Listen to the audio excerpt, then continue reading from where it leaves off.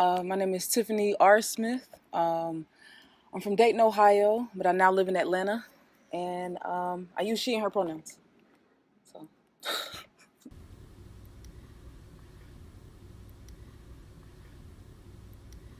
hmm. I remember hearing about my gender identity when I was a kid. So, growing up, I was always outside. I was always playing in the grass, getting grass stains, and so my mom would always call me a tomboy or talk about my tomboy phase. But as I got older, I continued to play sports, but my mom never really commented on my gender anymore. So I don't remember her specifically saying like you should or shouldn't dress a particular way. I do remember my granny inferring it. So I would go to my granny's house every weekend and go to church. And that was the only time my granny made me like wear a dress, and like I just never liked dresses.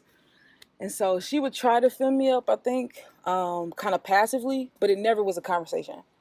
And so I don't know what they would say about it now. I think they still think I'm beautiful. I think they still love me, but I don't think they specifically say anything about my gender identity that I can call on right now.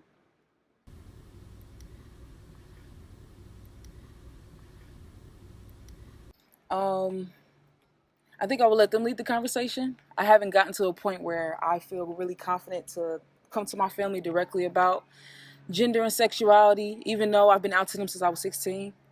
Um, but I think they would just understand. And so my granny's just really about like, oh, you want to be called they? Then okay. And so I use she pronouns. I don't use gender neutral pronouns, but she watches Ellen. And so for me, that's how she keeps up, or how she communicates to me that she keeps up by understanding people have different experiences, and she doesn't want to really get into it in depth, but she definitely appreciates and respects it.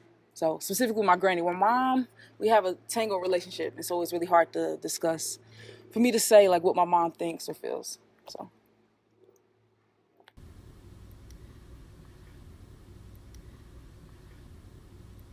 I have to be honest in saying that no, I don't think there was a time that I experienced any type of violence or suppression from my family. Now there is like my granny's brothers and sisters. I think that there was some like things going on there, but it wasn't directly towards me. But there was never a point where I really felt a threat. I don't know. I feel like I've always just been who I am, and I'm still like working through what that looks like in both masculinity and femininity. And so I just have kind of walked this world kind of gracefully in a way I can't explain, in a blessed way I think.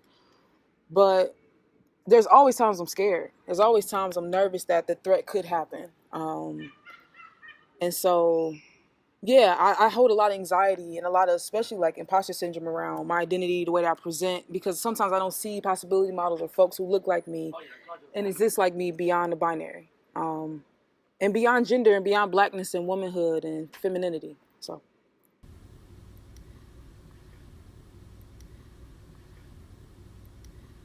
I think I've learned strength. Like I really was led by black women, so like having strength to like exist in femininity and prioritize getting your nails done and getting your hair done while also needing to take out the trash and needing to take care of us and labor and work for white folks and work in hospitals, and be servants of folks. And so I think it just taught me how to do both. And that I think gender fluidity has always been a part of my family, but the binary still existed, if that makes sense. So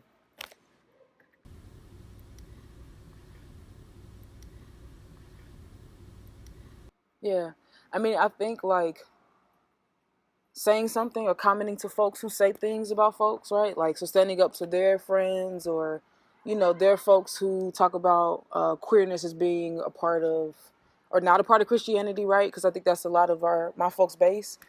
But I think asking me more about me and my experience in this world, because I think they're just kind of like, it's okay, but they're not digging into like who I am and how I exist. So I think like create more intimacy between us, because I feel a little distance from my family, even though I know that they love me. So yeah. Yeah.